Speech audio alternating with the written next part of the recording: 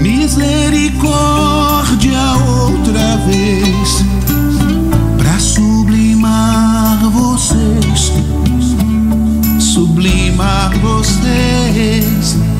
anjos. Eu caminhei por entre vós, deixei na cruz a dor atroz, pra que não mais se sintam sós. Nunca estiveram sós, caminho com vós.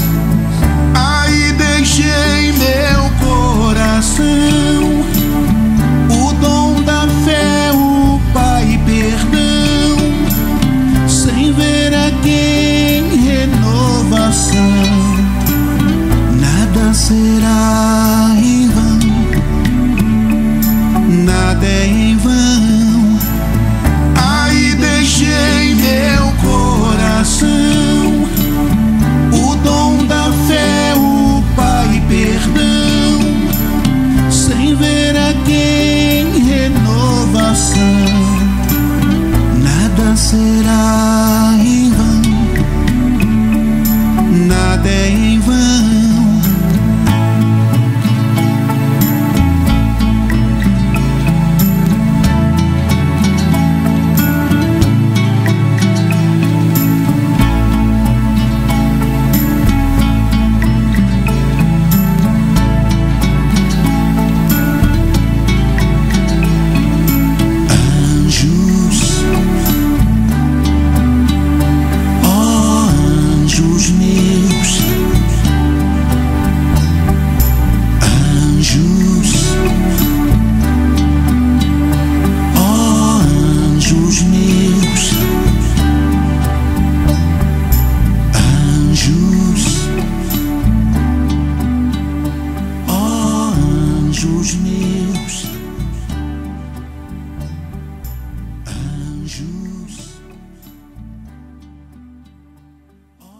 Em 1941, o Espírito Emmanuel comunicou a Francisco Cândido Xavier a existência de um projeto para o lançamento de livros que permitissem ao ser humano conhecer as condições da vida no mundo espiritual.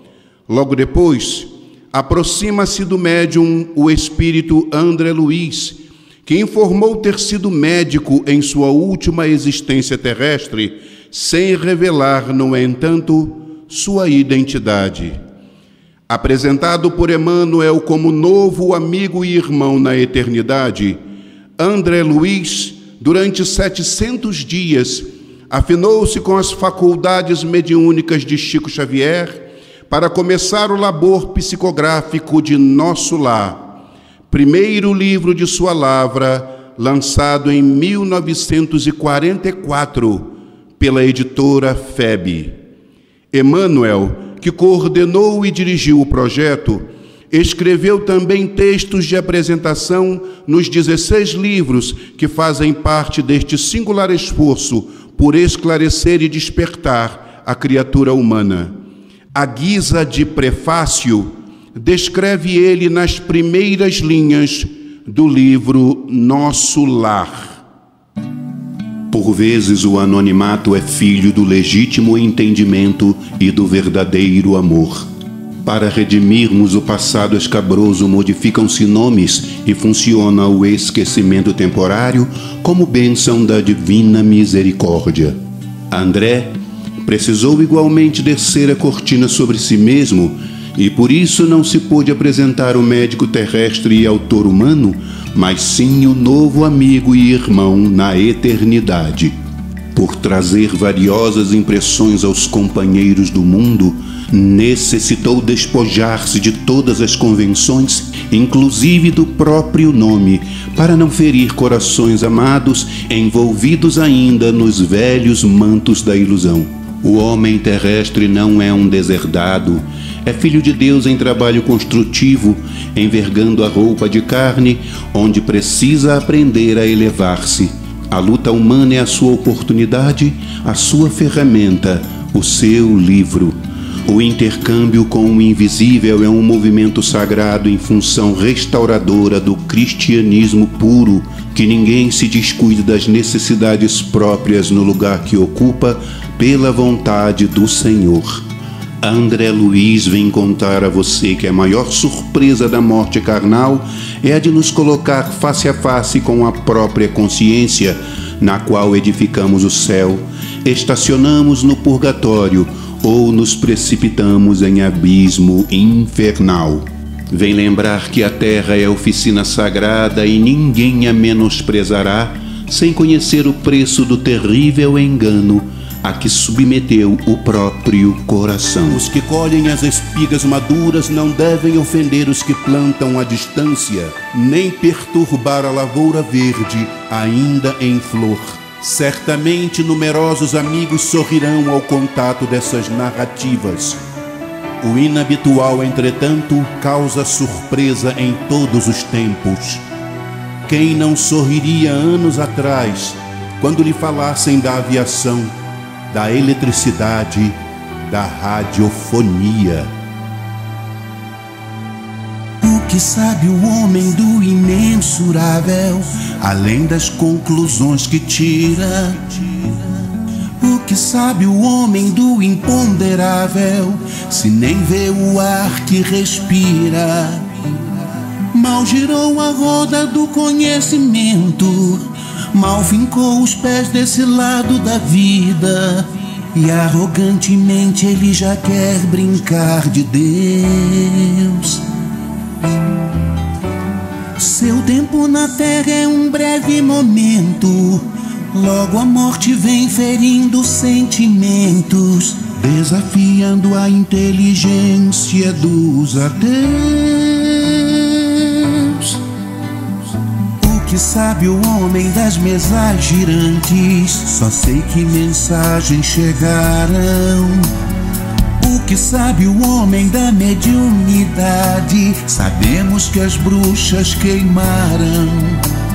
Nem tão redimidos para herdar o céu, nem irremissíveis para um fogo eterno, onde situar então filhos de Deus. Como estar no paraíso mães zelosas, cujos filhos choram em tenebroso abismo?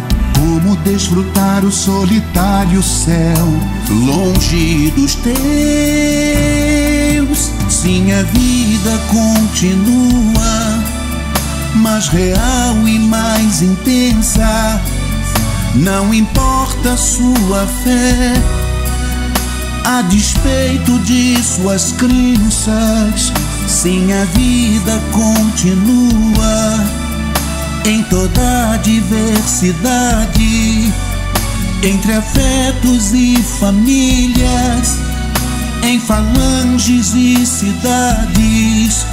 Sim, a vida continua.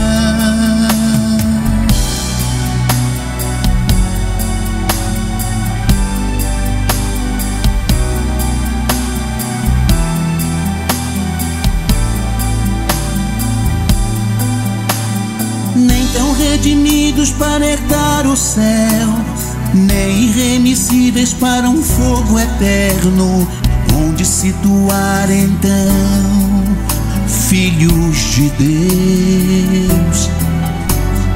Como estar no paraíso mães zelosas, cujos filhos choram em tenebroso abismo? Como desfrutar o solitário céu, longe dos teus?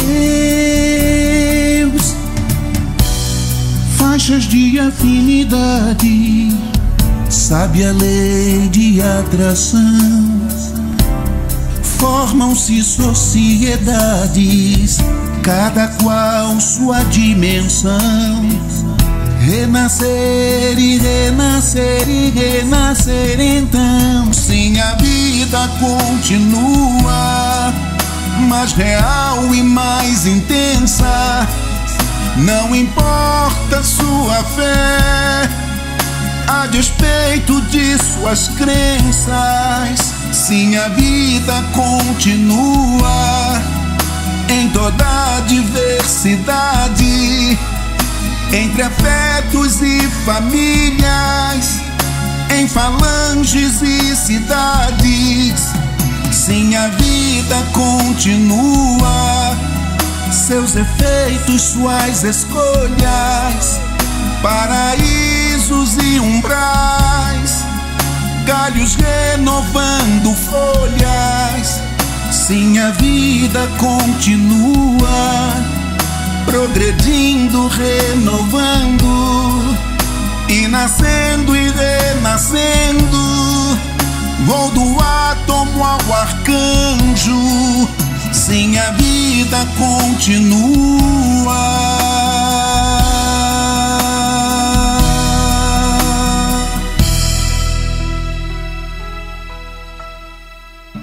O grande rio tem seu trajeto antes de encontrar o mar imenso.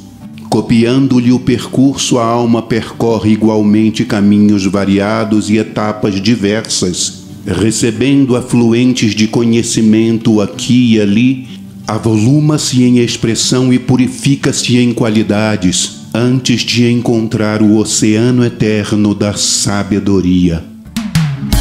Ó caminhos das almas, misteriosos caminhos do coração, é mister percorrer-vos antes de tentar a suprema equação da vida eterna.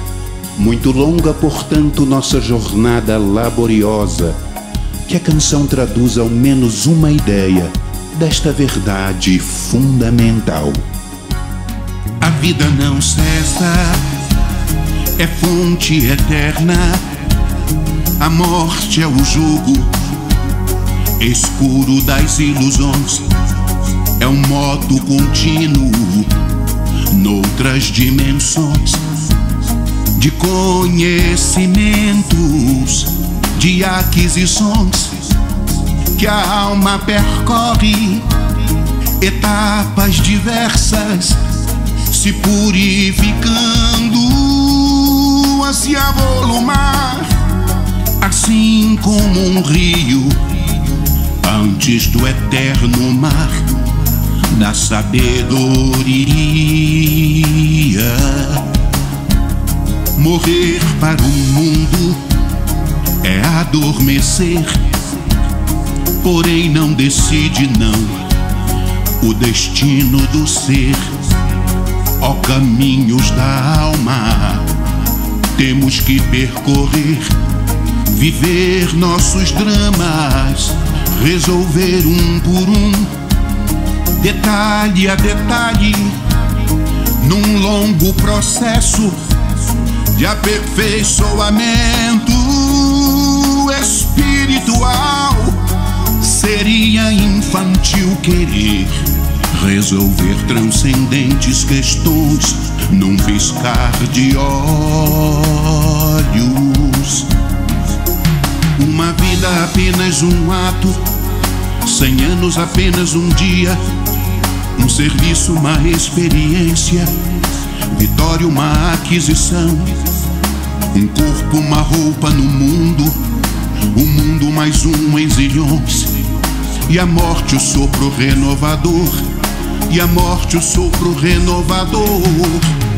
E quantos atos, e quantos séculos, quantos séculos, quantos serviços pelos desenganos do meu coração. E quantas roupas, quantas aquisições, quantas vestes carnais preciso por uma nesga de iluminação. E quantos atos, e quantos séculos, quantos séculos, quantos serviços para forjar um verdadeiro cristão. E quantas roupas, quantas aquisições, quantas vestes carnais preciso por uma nesga de iluminação. E quantos atos, e quantos séculos, a vida não cessa.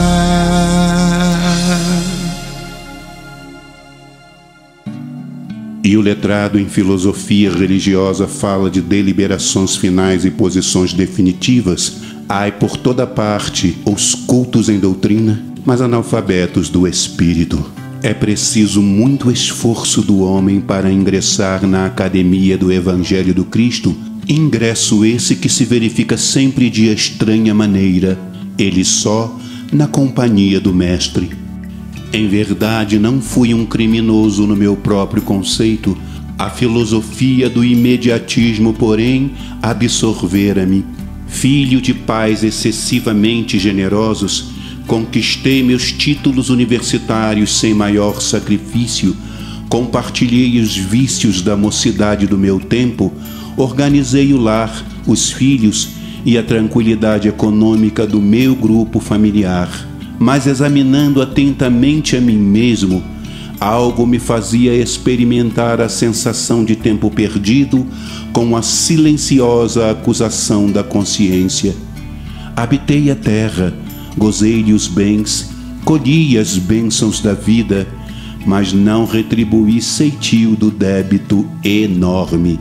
Tive pais cuja generosidade e sacrifício por mim nunca avaliei. Deliciei-me com os júbilos da família, esquecido de estender essa bênção divina à imensa família humana, surdo a comezinhos deveres de fraternidade.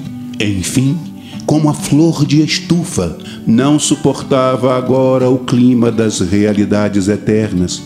Não adestrei órgãos para a vida nova. Era justo, pois, que aqui despertasse a maneira de aleijado, que, restituído ao rio infinito da eternidade, não pudesse acompanhar a carreira incessante das águas. Cabelos eriçados, coração aos saltos, medo terrível senhoreando-me. Muita vez gritei como louco, implorando piedade. Assim despertei do outro lado da vida. Meu nome, André Luiz. Eu guardava a impressão de haver perdido a noção de tempo e de espaço. Convicto de não mais pertencer ao número dos encarnados.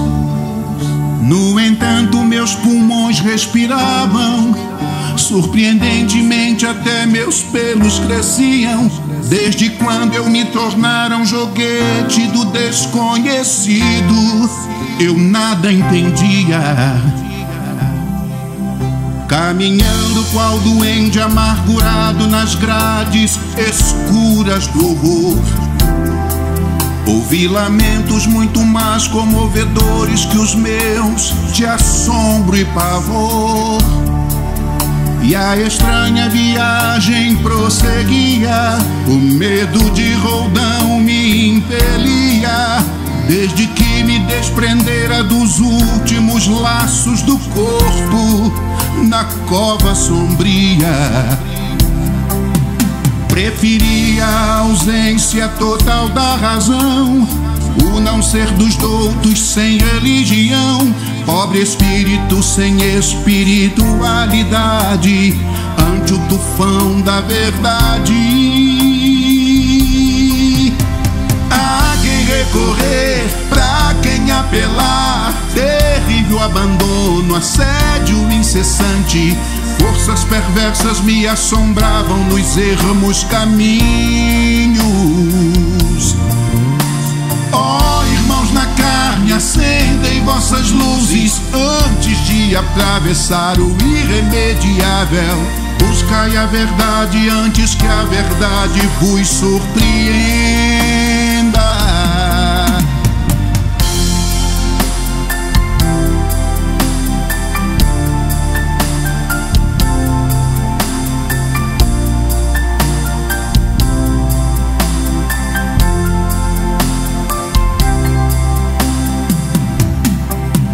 Preferia a ausência total da razão, o não ser dos doutos sem religião, pobre espírito sem espiritualidade, ante o tufão da verdade.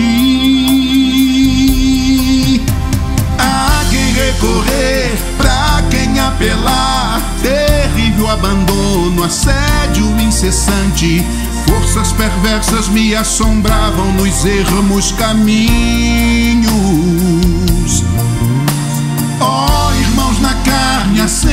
Acendei vossas luzes antes de atravessar o irremediável. Buscai a verdade antes que a verdade vos surpreenda. A quem recorrer, pra quem apelar, terrível abandono, assédio incessante. Forças perversas me assombravam nos ermos caminhos. Ó irmãos na carne, acendei vossas luzes antes de atravessar o irremediável. Buscai a verdade antes que a verdade vos surpreenda.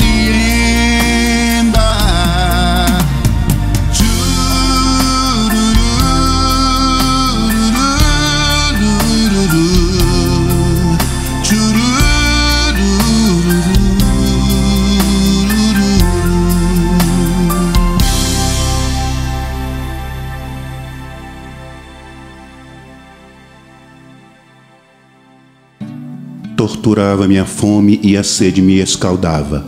A circunstância mais dolorosa, no entanto, não era o terrível abandono a que me sentia votado, mas o assédio incessante de forças perversas que me assombravam nos caminhos ermos e obscuros. Que buscais, infeliz? Onde vais, suicida? Essas acusações repetidas incessantemente perturbavam-me o coração. Infeliz, sim, mas suicida? Nunca. Essas acusações, a meu ver, não eram procedentes. Eu havia deixado o corpo físico a contragosto e recordava o meu porfiado duelo com a morte. Firme e resoluto a princípio, comecei por entregar-me a longos períodos de desânimo e senti que as lágrimas longamente represadas visitavam-me com mais frequência, extravasando do coração. E o letrado em filosofia religiosa fala de deliberações finais e posições definitivas. Ai por toda parte os cultos em doutrina, mas analfabetos do espírito. Nunca procurei com a luz do coração, sempre vi a fé como ópio da razão. De repente a casa cai, a morte vem, traz à tona quem é quem, traz à tona quem é quem. Na dor aprendi que escolhi estar aqui. Todo mundo é luz do rebanho de um rabi. Apesar do imenso inferno moral, das camadas do umbral, das camadas do umbral. Ah, eu bati na porta do céu ao desprender-me do barro carnal. Ah, eu bati na porta do céu, mas sem bagagem espiritual. Ah, eu bati na porta do céu. Ah, eu bati em vão na porta do céu. Frio a congelar, sede a endoidecer, fome a torturar. Eu muita vez comi do limo nas escarpas, suguei a pedra recordando a mesa farta.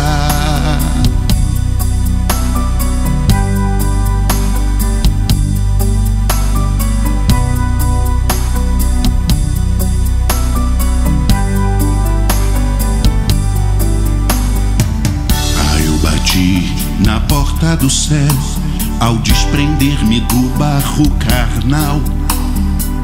Ah, Eu bati na porta do céu, mas sem bagagem espiritual. Eu bati na porta do céu. Eu bati em vão na porta do céu. Frio a congelar, sede a endoidecer, fome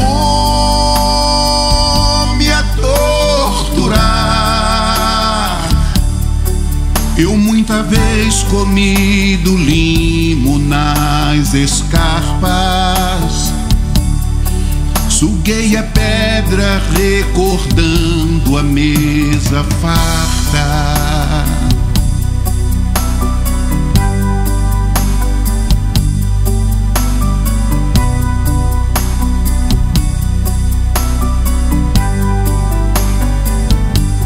Nunca procurei. Meus conhecimentos ante o infinito semelhavam-se a pequenas bolhas de sabão levadas ao vento.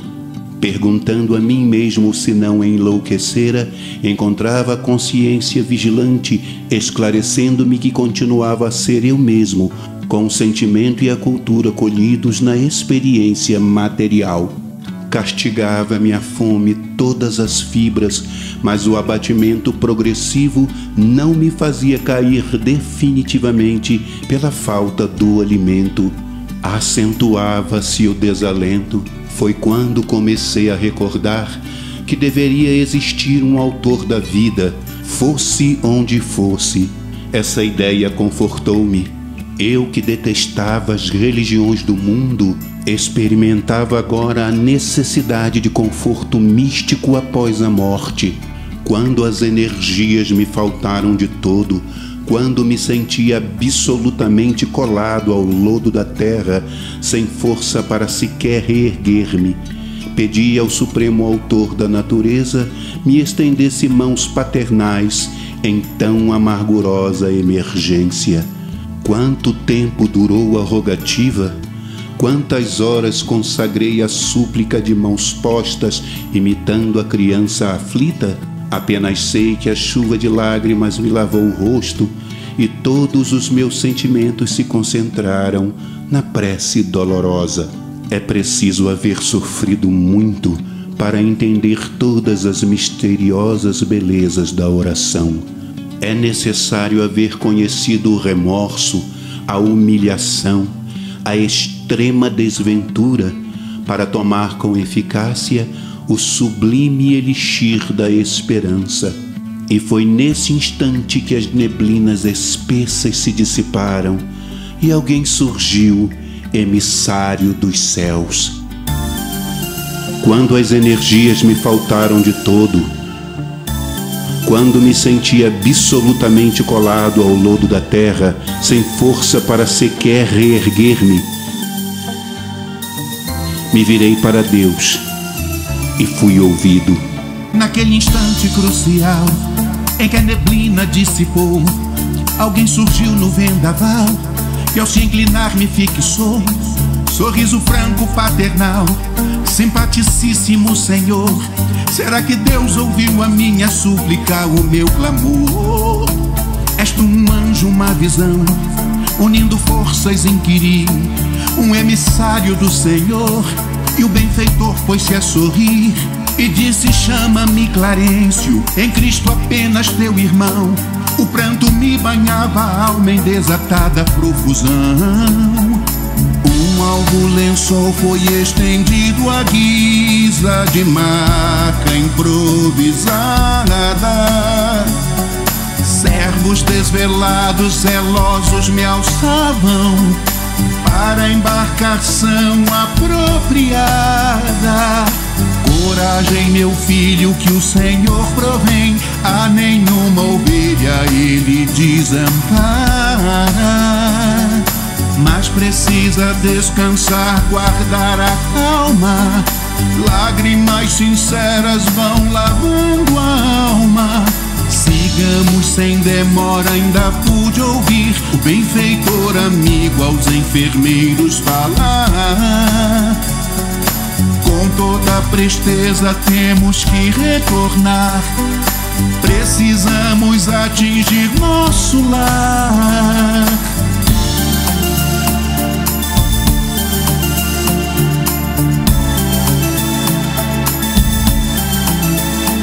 Sorriso franco paternal, simpaticíssimo Senhor, será que Deus ouviu a minha súplica, o meu clamor?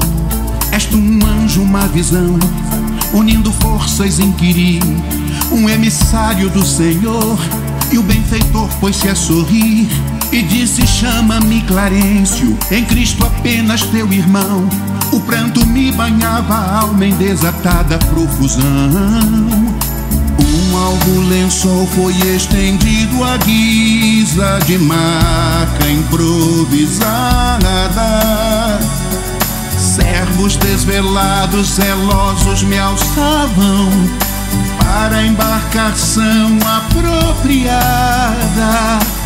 Coragem, meu filho, que o Senhor provém, a nenhuma ovelha ele desampara. Mas precisa descansar, guardar a calma. Lágrimas sinceras vão lavando a alma. Sigamos sem demora, ainda pude ouvir o benfeitor amigo aos enfermeiros falar. Com toda presteza temos que retornar, precisamos atingir nosso lar.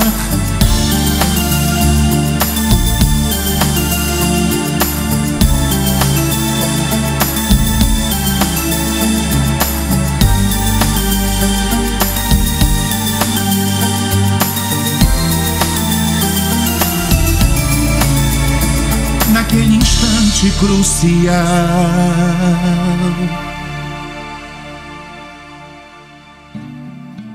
embora transportado à maneira de ferido comum, lobriguei o quadro confortante que se desdobrava à minha vista.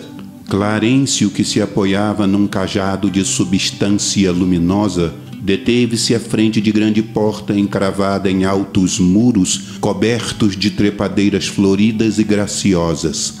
Tateando um ponto da muralha, fez-se longa abertura pela qual penetramos silenciosos. Envolvendo os dois enfermeiros na vibração do meu reconhecimento, esforcei-me por lhes dirigir a palavra, conseguindo perguntar por fim: amigos, por quem sois?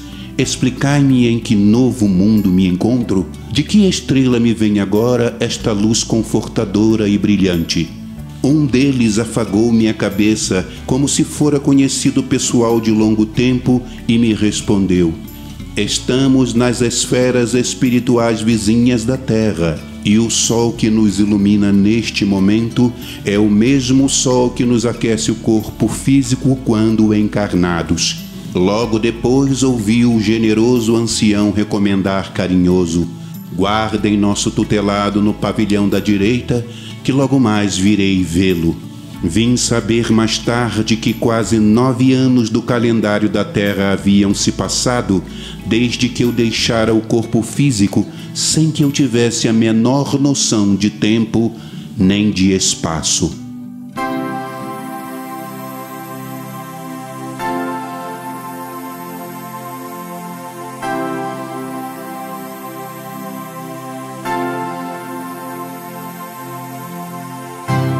Muros altos e floridos, suave branda claridade, ao longe um gracioso e radiante foco de luz, qual pôr do sol em tardes primaveris.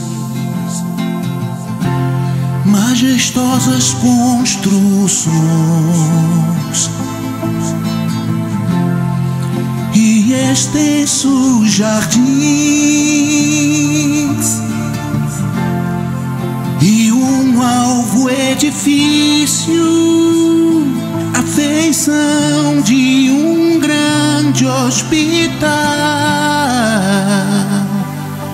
Abnegados enfermeiros desdobravam-se em atenção.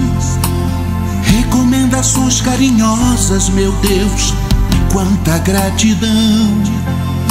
No leito acolhedor, sorvi a água da paciência.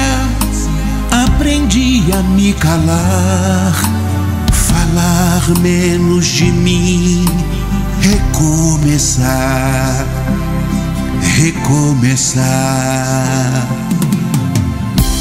Quase tudo cópia da terra, porém bem mais perfeito e melhor. Árvores frondosas, pavimentadas avenidas, vias públicas repletas de entidades, edifícios ministeriais,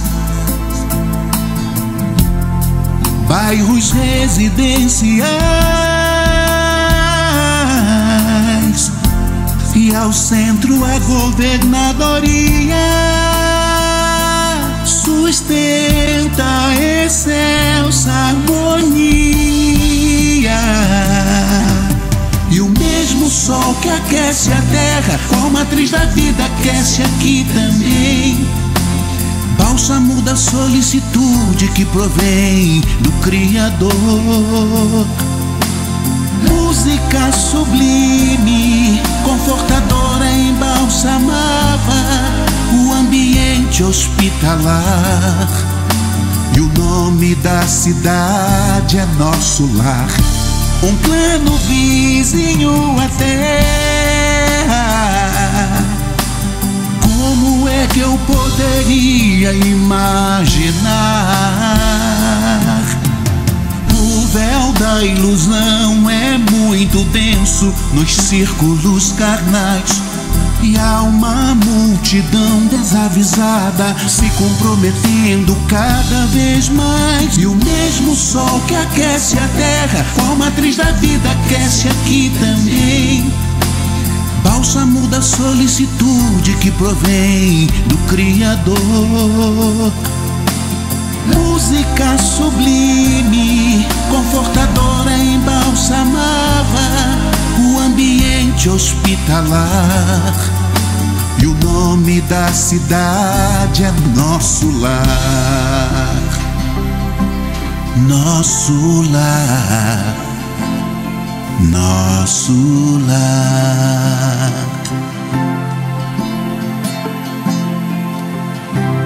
Muros altos e floridos, suave branda claridade. Ao longe um gracioso e radiante foco de luz, qual pôr do sol em tardes primaveris. Nosso Lar é o nome da colônia espiritual que André Luiz nos apresenta em sua primeira obra. Em narrativa vibrante, o autor nos transmite suas impressões e descobertas sobre a vida no mundo espiritual, atuando como um repórter que registra suas próprias experiências. Revela-nos um mundo palpitante, organizado de forma exemplar, onde espíritos desencarnados passam por estágios de educação espiritual. André Luiz, hoje cidadão de nosso lar, segue trabalhando e servindo nesta que é uma das muitas colônias espirituais espalhadas por todo o entorno do planeta Terra. Há muitas moradas na casa de meu Pai. João, capítulo 14, versículos 1 a 3. Emmanuel, no livro Libertação, sexto livro da lavra de André Luiz, nos traz como prefácio a lenda egípcia do peixinho vermelho e faz uma comparação, no mínimo, interessante. Ele nos conta que o esforço de um André Luiz buscando acender luz nas trevas é semelhante ao de um peixinho vermelho que escapa de um lodacento lago e, encantado com as descobertas do caminho infinito, retorna aos recôncavos da terra, anunciando aos antigos companheiros que além daqui, deste cubículo onde nos movimentamos, resplandece outra vida mais intensa e mais bela, exigindo, porém, acurado aprimoramento individual para a travessia da estreita passagem rumo às claridades da autossublimação. Existe, porém, contudo, cardumes de peixes humanos que sorriem e passam entre a mordacidade e o lodo da indiferença. Mas para todos os caminheiros da vida humana, pronunciou Jesus as indeléveis palavras: a cada um segundo as suas obras. Reza a lenda que ao centro de Formoso Jardim havia um caprichoso lago, espelhado todo ornado em ladrilhos azuis. Neste reduto aconchegante, acolhedor, vivia sem preocupação toda uma comunidade de robustos peixarões. Médios satisfeitos, plenos, eles se refestelavam entre a gula e a preguiça, empanturrados, ociosos e contentes. Distraídos, só comiam e dormiam e cresciam sem parar, como se aquele mundo fosse se acabar. Lai, lai, lai, lai, lai, lai, lai, lai, lai, lai, lai, lai, lai, lai, lai, lai. Desprezado pelo cardume, ali também vivia um frágil peixinho vermelho, sem arrimo, sem abrigo, sem ninguém, sem lar. E mal comia e mal dormia e desnutria, não parava de nadar. Dia e noite e dia, todo dia sem parar. Os mais gordalhudos e abelhudos tomavam para si larvas e moscas e minhocas. Nessas águas de ninguém, era cada um por si. E não sobrava pro peixinho quase nada, e pra dormir nenhuma loca. Ocupavam ali os nichos e as bibocas. Lai, lai, lai, lai, lai, lai, lai, lai, lai, lai, lai, lai. Já que tinha mesmo que nadar sem pouso pro repouso, pequeno navegante, e pra comer nem mesmo uma larvinha errante.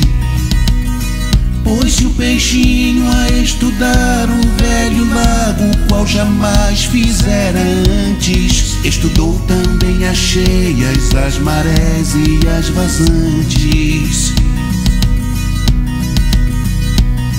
Cada loca estreita, fenda, cada entrada e saída, escoamento do lugar, o tamanho e a quantidade de ladrilhos.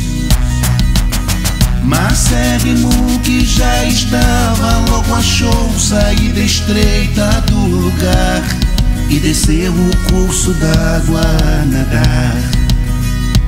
Lai, lai, lai, lai, lai, lai, lai, lai, lai, lai, lai, lai, lai, lai, lai, lai. Paisagens deslumbrantes, ornadas de flores, viu regos e quebras d'água, descendo o rio onde todo o rego deságua. De suas margens viu estrelas, viu os homens, animais, embarcações, pontes, arvoredos, cabanas e mansões. Finalmente o bom peixinho logo desaguou no mar, ainda ébrio, extasiado, empolgado e agradecido por ali chegar.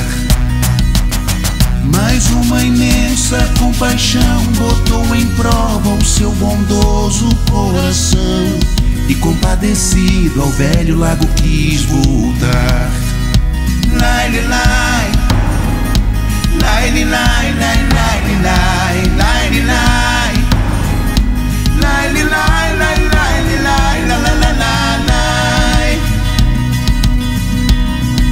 Esbelto e satisfeito, o bom peixinho então supôs que causaria entre os seus surpresa, entusiasmo, admiração. Cheios do orgulho, do cinismo, da vaidade, nenhum deles lhe deu bola. Pesados, ociosos, não fizeram nem marola. Falou do peixe lua, do peixe galo, do mar, do robalo e do xarel, de um tal peixe coelho, chernes e salmões. Que havia vida além do lago, vida incrível, vida intensa além dali. Bastava acreditar e lhe seguir. Lai, lai, lai, lai, lai, lai, lai, lai, lai, lai, lai, lai, lai, lai, lai. Gritaram os gordalhudos, sai daqui, vai-te daqui, já está provado. Nosso lago é o centro do universo, e não há vida, não há peixes, nem comida para além desses lençóis, que o bondoso Deus dos peixes só tem olhos para nós. A golpes de sarcasmo foi expulso o bom peixinho, que retorna ao oceano, humilhado, entristecido, escorraçado. Mas logo pavorosa seca devastou rios e córregos e lagos, pereceram vaidosos e obcecados. Lai, lai, lai, lai, lai, lai, lai, lai, lai, lai, lai, lai, lai, lai, lai. O esforço de um André Luiz buscando acender luz é semelhante ao do peixinho que retorna aos recôncavos da terra, pra nos dizer que além daqui outras paragens resplandecem tão reais, deslumbrantes, plenas de grandezas espirituais. Mas ainda há cardumes de peixes humanos em locas temporárias, respirando o lodo da indiferença. Mas a sentença do divino e bom pastor eternamente se renova, a cada um segundo as suas obras. Lai, lai, lai, lai, lai, lai, lai, lai.